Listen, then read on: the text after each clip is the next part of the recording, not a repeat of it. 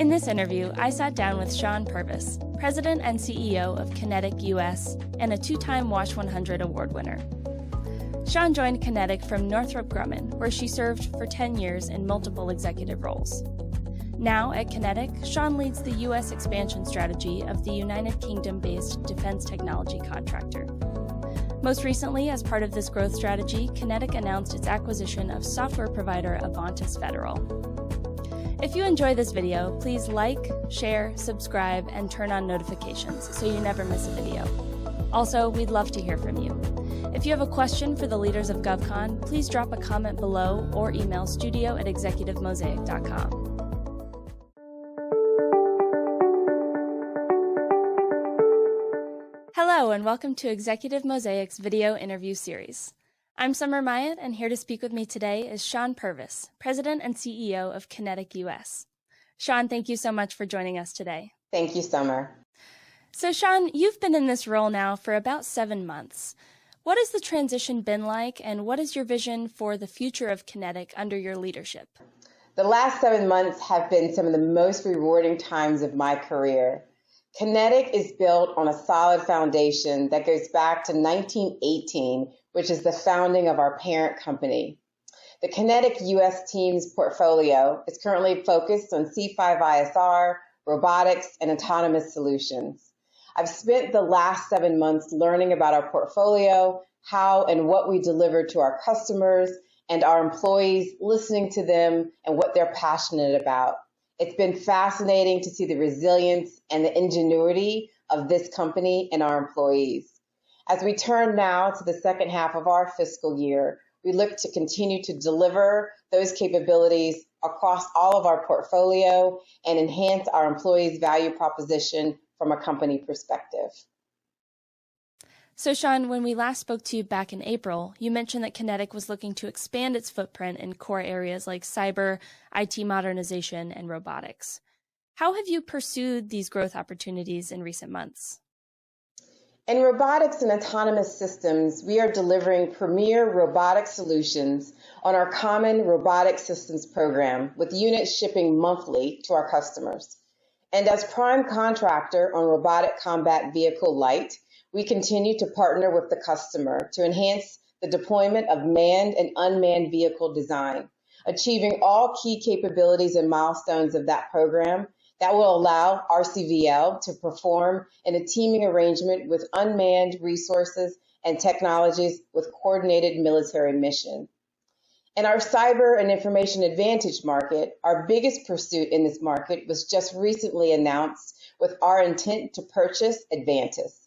Avantis brings QinetiQ core capabilities in contracts, customers, and to support our planned expansion in areas such as cyber, digital engineering, and information advantage. Well, Shawn, congratulations on your acquisition of Avantis. I'm curious, what other markets are you pursuing right now in response to changes across the global defense landscape? The services are each implementing their versions of Joint All-Domain Command and Control, JADC2. This new doctrine will require new ways of thinking about data access, data management, and sharing, an area that will impact what we used to call processing, exploitation, and dissemination. Orchestrating how we will collect and process data at the edge will be a force multiplier in the global defense landscape, and QinetiQ will be one of the companies leading that charge.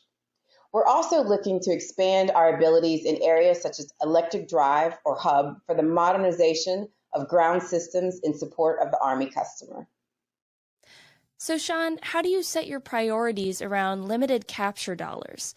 What goes into your decision-making process on what contracts to go after? They have to support our strategic vision for the company, and we've now set that.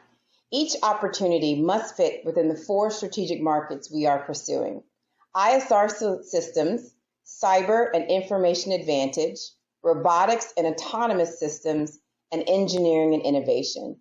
We employ a disciplined capture process where our opportunities are reviewed to determine the level of understanding of the customer needs, our offering, and the competitive landscape.